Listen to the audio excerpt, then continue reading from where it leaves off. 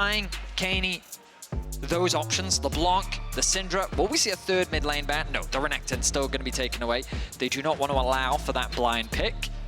Skarner and Yone, the same for R7 here. Alongside that, they banned Ariana, and there we go. 3 mid laners removed from the pool.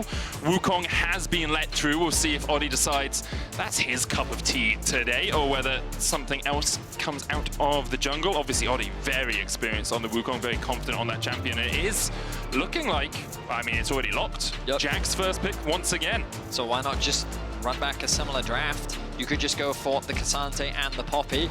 It worked for you in game 1. I want to see a shift in the AD carry priority, though. I didn't like the Xayah.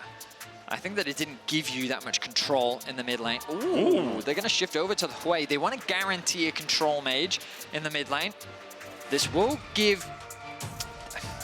I guess they were worried about it being taken away from them, because I like what they did before where they locked it on 3.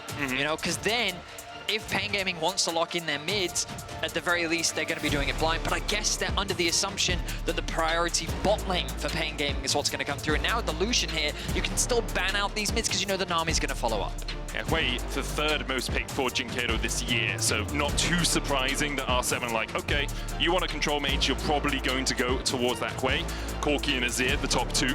And then Ari sitting in number 4. Lucian, Nami already locked in, the Poppy and the Hui for R7. There's a Cassante. And there we go. Come as a surprise. Very similar first set of picks for both teams. In fact, exactly the same for Pain Gaming. Now, reminder that the Poppy is, of course, a flex pick, but I'm expecting this to go into the jungle once more.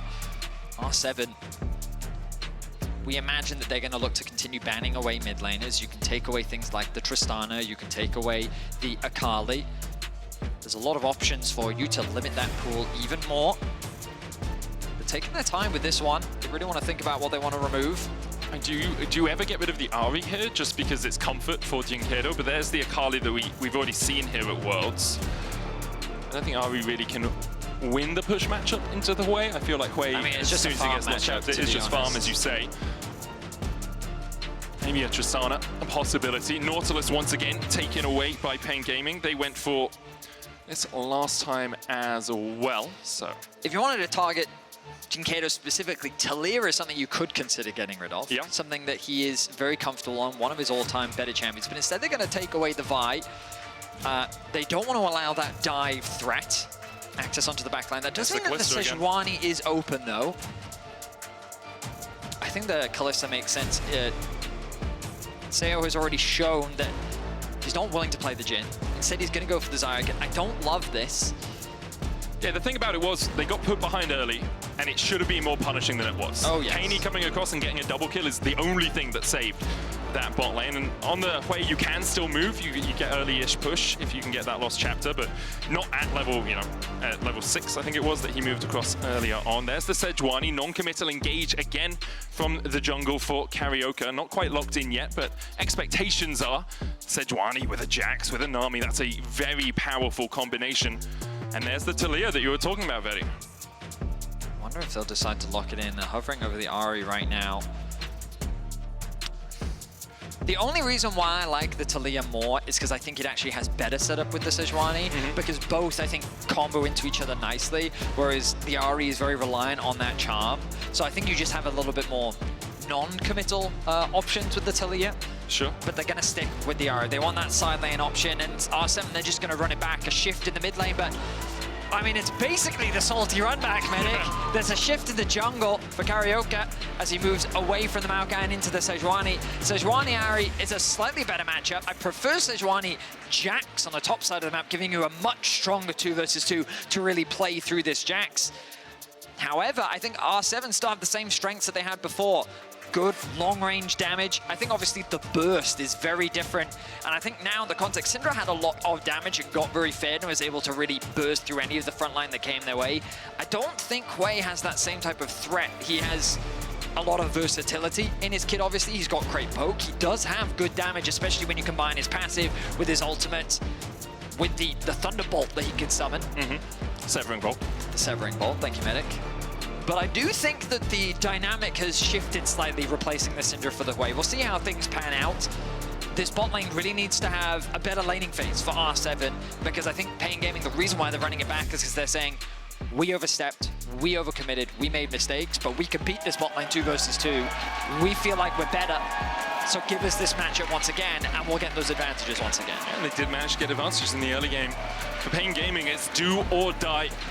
A matchup seen as an easier matchup to qualify for Swiss. No PSG, no 100 Thieves. Of course, Rainbow R7 were the team to put 100 Thieves on the other side of the bracket. And here, R7 are 1 game away from the main stage at Worlds. For the first time in the history of the Liga Latinoamerica, they can be the history makers near an evolutionary stage for the league as well. Of course, America's coming in next year with LLA being combined with other leagues in that region.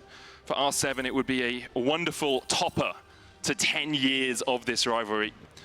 For PNG Gaming, I look to return to the world stage for the first time since 2015 for them, and for the first time since 2016 for the CBLOL. I also just think that confidence is crucial, right? We look at that previous R7 game, and that's like a big game for them, you know, especially for either of these teams qualifying for the main stage. It's only getting harder from here. It's true. And truthfully, the reason why these regions and these teams have struggled to qualify for the main stage for so long is because the competition has only been made harder. The format shifts, the introduction of 4th seeds and 3rd seeds into the playing stage from all of the major regions has increased the caliber of competition. And so for R7 and PNG Gaming to have this opportunity to play against each other to qualify is reminiscent of the old international wildcard qualification tournaments that we used to have, and how these teams and regions often found their way into the main stage in the past. Once again, we see Titan and Curry gaining control of this bot lane bush. The oracles on Leon's not able to clear out that ward as well. The script is different. Yes. The ward staying alive. It's such a difficult lane matchup to play, right? We've talked about the sustain in game 1 from that Gleaming Quill. Especially if you miss it.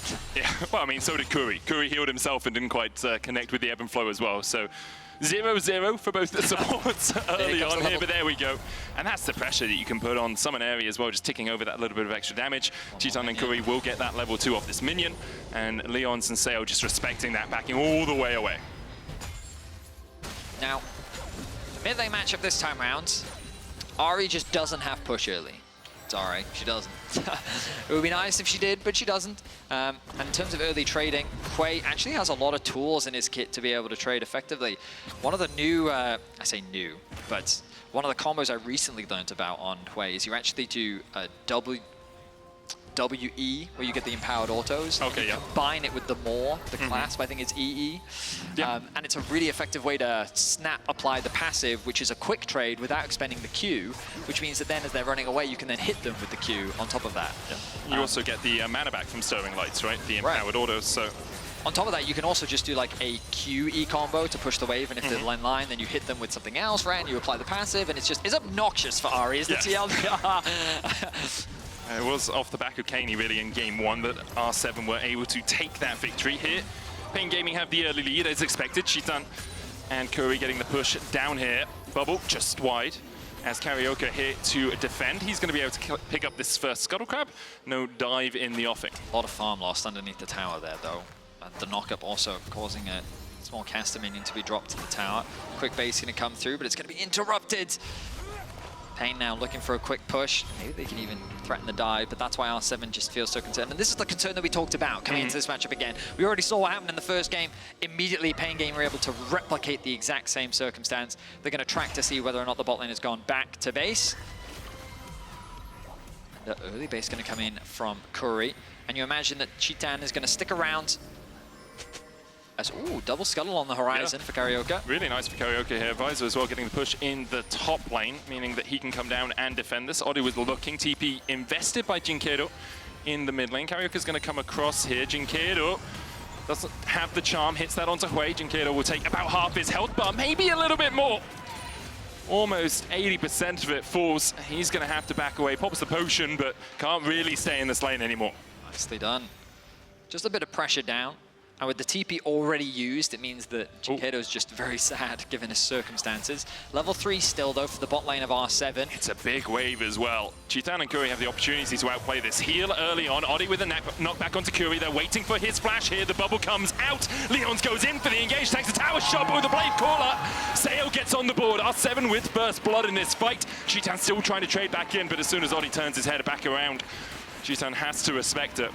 But so much farm is still lost. You'll see the gold, that basically all this has done is equalize it because of how much experience and gold has just been lost to the tower. Now this will increase a little bit as the wave is now being caught by Sayo. But a nice play from Oddie, a play that was very much needed given the amount of pressure that Pain Gaming's bot lane was putting down onto R7's. And at the very least, the gold will now be equalized in the bot lane 2 versus 2. It's just the neutralizer, right? You know you're losing this matchup. If you can get it even-ish, that's a win for you. If you get out of this lane with only a couple of hundred gold between the two AD carries, you are very happy. Weiser getting the push here in the top lane, knocked back by those Antofos, jumps back in with the leap strike, but Summit just really trying to clear out the wave more than anything. It looks like Weiser actually having a much better time in this lane than he did in game 1. Kaney here should be aware. You can see Karaoke waiting in the wings. Oddie's on his way across, though, and should be able to cover this as Karaoke backs away. Oddie was looking for those grubs, but doesn't have the push in top, so immediately begins to step away. Goes across, tries to steal away some of these honey fruit. Now, he doesn't need them, but Weiser or Karaoke could have done with those. So Oddie takes them. Leons comes across to help out, looking for these grubs. It looks like Weiser is going to back away. Does have the TP, but I think the first 3 grubs will be going over to R7. Karaoke just keeps walking forward. It's a magical ability. The collapse beginning to come in as Curry is pinging that he has joined the battle. Summit half HP. Weiser TP's back in with that sheen complete. Oddie looks for another. Karaoke able to get there in time. Oddie has to flash away. Summit could do the same, but doesn't need to. 2 grubs over to PNG. It was a bit of a misplay there from Oddie. He wanted to smite the grub, get the level up, level 5, gives him a bit of extra HP, he can walk out to safety. Unfortunately, 1 HP! Yep. So he didn't quite have the damage to secure the grub, which means that Karaoke can then walk in, secure the objective, and convert it into 2. Small experience lead for Karaoke, going to be able to get that level 6 early. I wonder if he's looking for the red buff. Top lane has push. It feels a little greedy, but Oddie doesn't have the flash. Karaoke stepping his way in. You can see the immediate move from Kaney in the mid lane. Summit here. There's the counter-strike used by Weiser, which gives Summit a moment of freedom. I say as he just dies! That's the Grandmaster's might from Weiser. Just gets the kill. Cheetan diving in the bot lane as well. Has that level 6. Leon's going to try and block it. Sayo almost falls to the ebb and flow. All across the board, it's coming up Pain. So these are the individual talents we were talking about in game 1. The laning phase is where we can see these Pain Gaming members really shine. Weiser was struggling in this matchup in game 1. He was falling behind. I think he got frozen on by Summit, which resulted in this huge experience deficit early on in the lane. But this time around, he finds a solo kill onto Summit. A much needed confidence boost, and also a big statement. They ran back 4 out of the 5 champions that they lost in the previous game and said, you know what, we misplayed. We know we can get the better of you. We just need to take the Syndra away. They've done it. And now they've already found themselves nice leads, both in top and AD. It's trust in your plays, trust in your players, right? Jinkeido has had a great year on this Ari. I think about a 78% win rate on it after losing game 1. Shouldn't remove your trust from him. Summit here, after the counter-strike is used and he's able to escape it, I think he's fine, but Weiser is all the wiser for this play. I mean, Q, W in, and then flash ulti into the passive 3rd hit. Yep. Ooh. I think he also got the W as well. Oh. Yeah. Summit was not expecting that, had his own flash as well. Only had the opportunity to get away from it. Oddie hex flashing, but with Cheetan dashing back, won't be able to find an engage. The first Drake is still on the cards for either of these teams. Last time we saw a Grubs for Drake exchange. Here we saw a Grubs for Grubs exchange between the two. I'm very interested to see how these fights play out. So, early Dragons in the early game so far in this series has been very timid. Neither team really has gotten too chaotic, and honestly, I was kind of impressed from game 1 with the amount of cross-mapping that was going on. Pain Gaming had a tendency to overstack in terms of members to be able to secure picks or objectives, and R7 was constantly actually trading on the map, whether it be for pot tower, mid tower, various neutrals. We'll see if something similar happens in this game. With Pain Gaming having the lead that they do, not having to be scared of a 4-0 Syndra after 10 minutes. Yeah, it makes it slightly easier for you when you know that Unleashed Power isn't an option. And look at Cheetan. I mean, perfect CS right now, has been completely dominating in the 2 versus 2, has pretty much a full level of experience advantage over his laning counterpart. Root comes through. Dashes away, the tidal wave used, just Big in though. case R7 wanted to go any further. I think if Leon's had been 6, would have made a little bit more sense, because obviously he would have had the quickness, but at him only having level 5, they can dive it, Vedi. Whether it'll go well or not is a sight we have yet to behold. He's coming. Here we go. Wiser, no flash. Used it before. Summit has the all out. Cheetan there with the culling. Leon's just going to tank up as much of it as he can. Oddie going in. There's the knockback. Severus Presence coming in as well. And there's the all out. And they can definitely damn dive this, Vedi. Severing Bolt from long range for a little bit of an assist from Kaney. But that was all Summit and Oddie. I mean, I'm surprised they made that work, really, because Wiser, he knew the dive was coming. He was doing his best to keep the minions from going underneath the tower, but Oddie made the smart call of knowing we can't wait here any longer. We've got to execute upon this and we've got to make it work. So the beautiful part of what Oddie did was that he flashes over the wall and actually gets Wiser out of tower range, meaning that now Summit and Oddie have a lot less to be afraid of when it came to committing to that dive. With the extra damage that they got from Kaney, they were able to secure that kill. Important thing for Pain, though, is that they are going to get at least 4 grubs, likely 5 in totality. They may stop at 4. 5 does give you a little bit of extra true damage, but you're not getting more might spawning from it. Karaoke will go back and look towards that 5th one. With the push that they already have from Cheetan and Curry, it makes sense. They're actually even moving them up towards the top side with that bolstering of the defensive of the tower falling off at 10 minutes. They can get more plates in top lane if they're up here.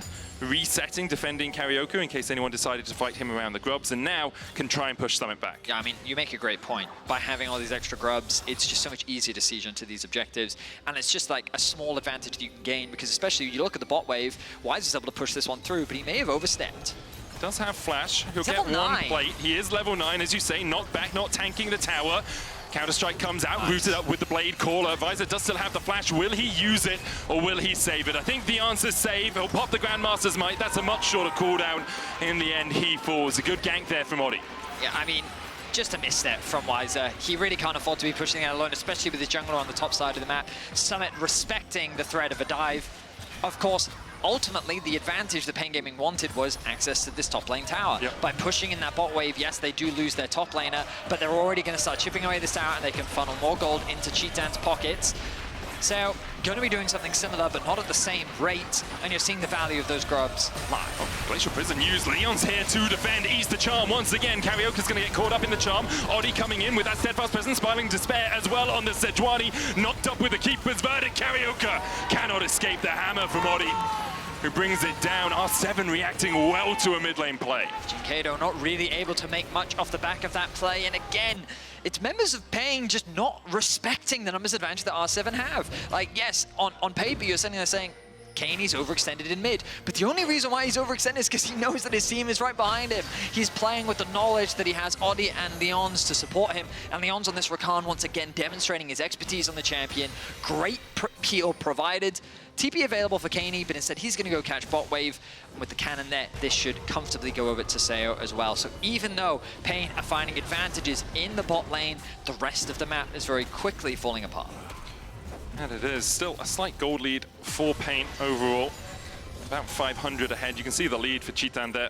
600 gold in advantage. Alongside that, Curry has an equal lead, has now finished that Imperial Mandate on the Nami, which just gives the Lucian even more damage. You can see the culling threat onto Seo. We've already seen an AD carry die to a culling. We're not expecting the damage. Leon's coming in from the side. Will be able to dash back and join up with his teammate, but might stay around to defend. Can, of course, use that duo recall, the Lover's recall, right at the last moment if he so desires. But full HP, and with still 2 wards in his pocket, he'll stay out on the map for the moment.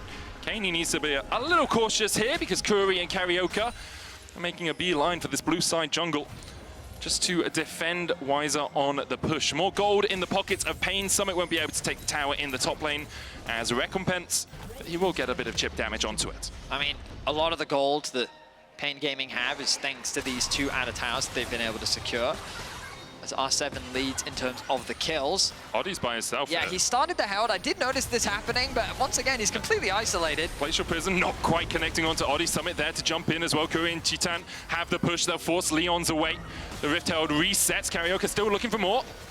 Lands the permafrost. Summit's now going to be flanked as Chitan's on his way across. Hex splash from Oddy straight. Face planting into the wall, but gets over afterwards. There's the quickness as well. But this is only a poppy. The keeper's verdict stopped with the tidal wave. Kaney came in from the top side. Summit looking for a little bit more. Chitan flashes the wall. Spiraling Despair is on him, but Despair only felt by R7. Wiser here to join the party. A 1v2 for the moment. Seo trying to escape. Has that Feather Storm, but the empowered lamppost from Visor slaps him into the dirt. Skirmish after skirmish, Pain Gaming get exactly what they wanted. Not a full-on 5v5, not a front-to-back brawl, but Oddy being isolated around the Herald. Summit using his skills to provide peel. The bot lane of Pain Gaming catching Kaney isolated in the top lane. There's not a Syndra burst that they have to be worried about. He's fully confident that he can commit to that play and find that kill. The kill score was 4-1 moments ago. Now they find themselves 4-4 with a 2.5k gold lead. It's a huge lead now for Pain Gaming. Next Drake on the cards for them as well. They can continue stacking those up. It is a Chem Drake, so not the biggest priority, but we'll see what the Soul is. With Cloud and Chem already off the cards. The aggression from Chitan as well, flashing the wall straight into the face of that spiraling Despair. Kaney really couldn't react in time, couldn't get that fear down. Seo here, no Featherstorm for him. Leon's realizes he needs to help out his teammate. This tower almost down, those mites helping out, of course. The wave cleared just in time. Chitan stepping forward will get the auto down. Already has a BF sword alongside that Essence Reaver. It's 3 tasks to 0, Medic. Yep. PNG have just been leveraging the strength of this bot lane all around the map. Wiser, while he did get caught out a few times, he's still a very powerful Jackson. Now they've set their sights on Summit, who's still trying to chip away at this tower. Betty at Summit in a side lane. It's kind of what he does. Gets caught out, a little bit overextended, doesn't know where anyone else is on the map right now, and Jinkedo, Kuri, and Chitan are looking to show him what's up. And Tofo's come out. Jinkedo uses the Spirit Rush. Summit's able to dash away. Flashes the charm as well, but Karaoke and Visor like having none of this. Karaoke dashes in with the Arctic Assault. Summit doesn't really have many tools left at his disposal, and they're standing on the right side of the wall to avoid the all-out. He bought some time, which allows Kaney some time on the bot lane tower, and a little bit for Seo in mid. I will say, they sent 5 people top, Medic. Gotta kill him, Betty. But Gotta kill him. But I don't think it was It's worth Cassante, it. Betty. 4,500 HP, 15-second CDs. I mean, yes. And they get the Rift Herald. I mean, they do, Perfection. and that's valuable, I will acknowledge, but they gave up mid-tier 1 and bot-tier 1. No, mid-tier 1 still stands. They gave us some damage on the mid-tier 1. Oh no, top-tier 1. Top-tier 1 they did I knew, give up, yeah, yeah. so 2 towers ended up falling, and the only good news is that the top tower, I mean, didn't give local gold over, I guess. That's true. But sure, you killed Summit, your gold difference has decreased a little bit. But we saw in that MasterCard lane economy snapshot for a second there just how far Chitan is ahead. 1,000 gold, his lead in the bot lane. He also, like Lucian Nami is just such a deadly combination. Infinity Edge and Essence Reaver for him. Alongside that Imperial Mandate, he is absolutely blasting now. This is a very strong Lucian indeed. Chitan, a player that, I mean, he's not a rookie, no, right? Like, he's been around a while. I remember when we cast him for his first time on the international stage, right? I remember forgetting his name in an interview. Yeah. In the middle, it was one of my first ever international casts. I just entirely forgot his name. Yeah, it's crazy to think that he's been competing now for 7 years, and the man is an experienced veteran, and it's great to see that, especially in situations like this on the world stage, he's able to play with this level of confidence, because it's what you need.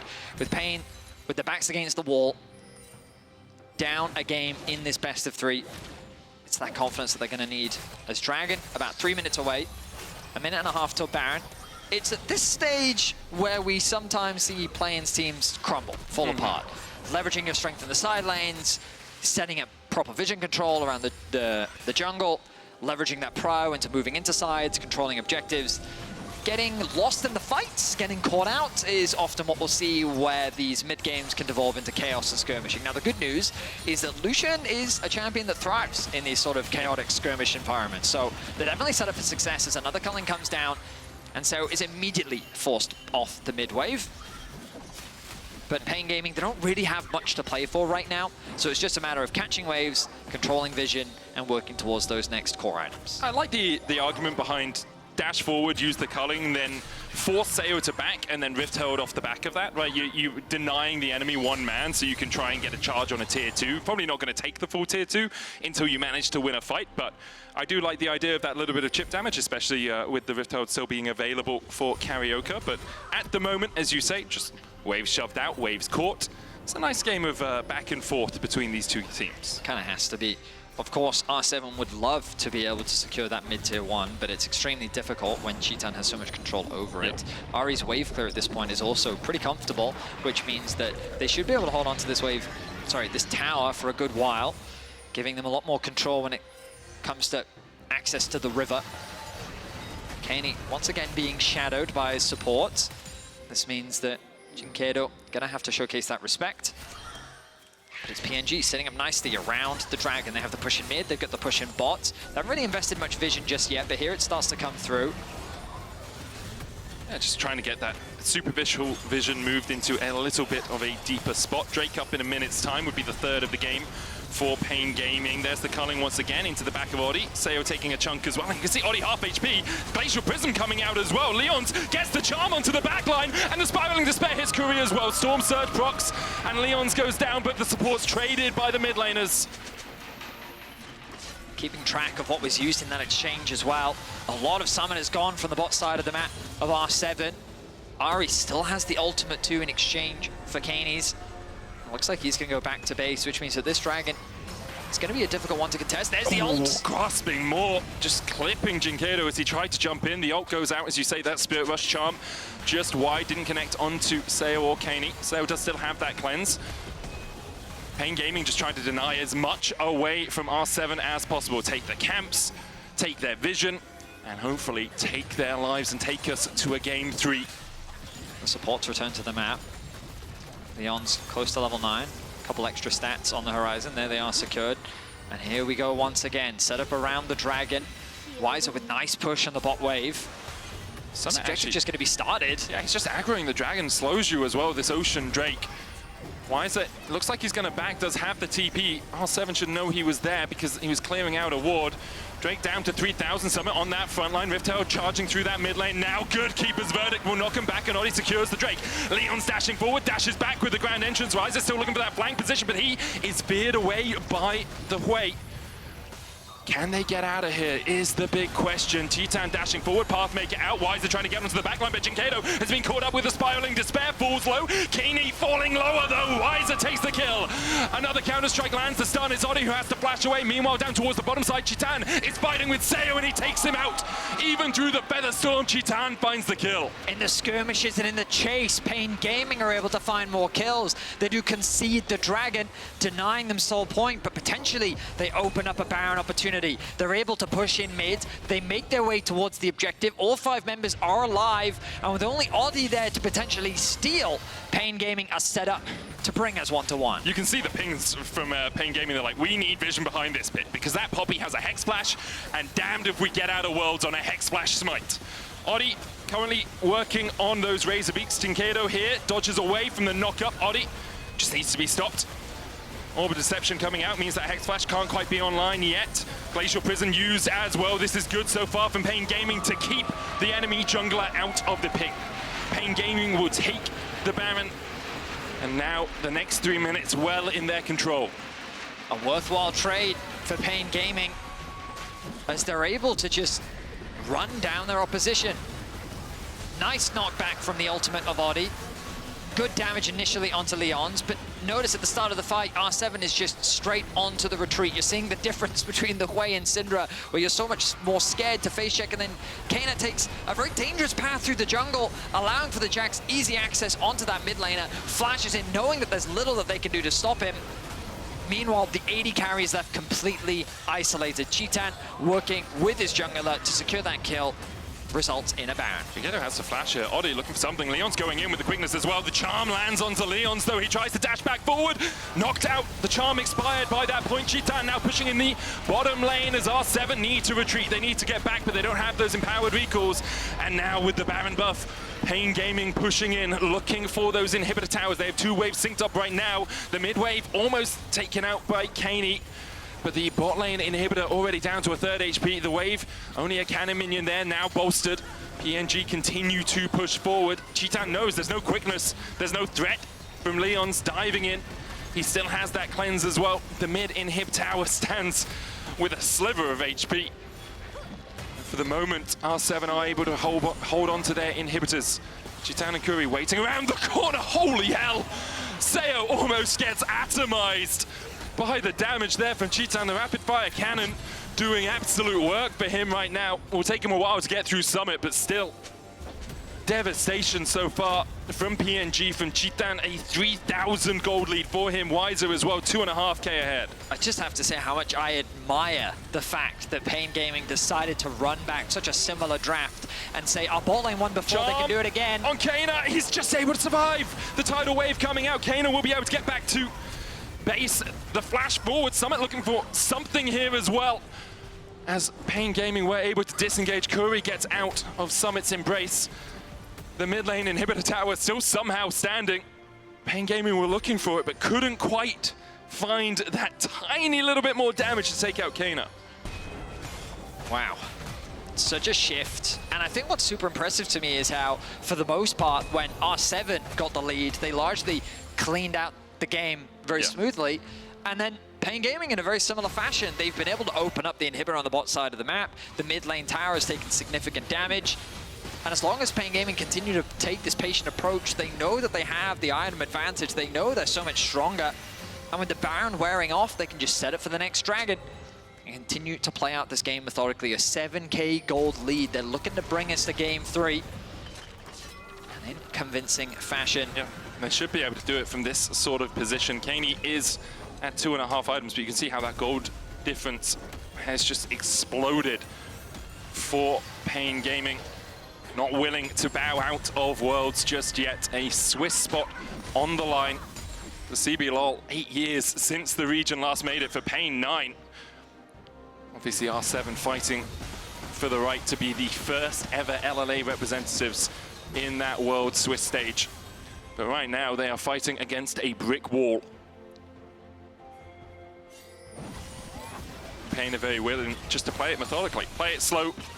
Your soul is delayed. Obviously, you won the fight around the last Drake, but I don't think R7 are going to give you a fight around this one. They just want to defend, want to clear out these minions, try and get Kaney 2-3 items.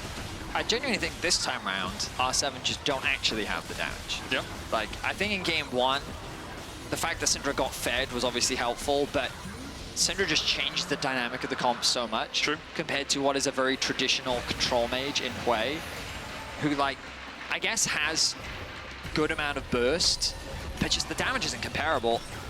Summit gets the Intofos, Glacial Prison going wide. Summit goes in with the all-out, but that's half his health just gone immediately. And alongside it, the rest of it. Cheetan on a killing spree on this Lucian. Summit maybe could have got out when that Glacial Prison missed, but Karaoke was looking for the flash predict, and now Sayo down to half HP as well. The mid lane inhib will be forfeit pretty sharpish here as Pain Gaming begin to raise the base of R7 to the ground. A 9-day performance between game 1 and game 2 for Summit, getting caught out multiple times. His death may lead to game 2 falling to the hands of Pain Gaming. In with the charm, only onto Oddie. That's a tidal wave as well. Karaoke caught up with the blade caller. Wiser just looking for the towers. Leon's tries to get in, but an Arctic Assault stops him in his track. Another charm cleansed immediately by Sayo. Has to use the Feather Storm defensively. Wiser there, the grasping more on him. It's still not enough damage to get through the Sterax, the Sundered Sky, the Trinity Force that Wiser has collected across this game. A flawless game from Cheetan. His spacing, his aggression in the fights. Able to do so much damage as well, with the charms finally starting to connect from Jinkedo. They secure 2 inhibitors. They're on so point. Ooh, base is going to come through. And now the Baron becomes the next big objective for Pain Gaming to play for. No reason not to take your time. They could, if they want to, just commit to the top tower. They know with super minions sieging in the bot and mid, they could even send Ahri off onto one of the lanes with the threat of the TP.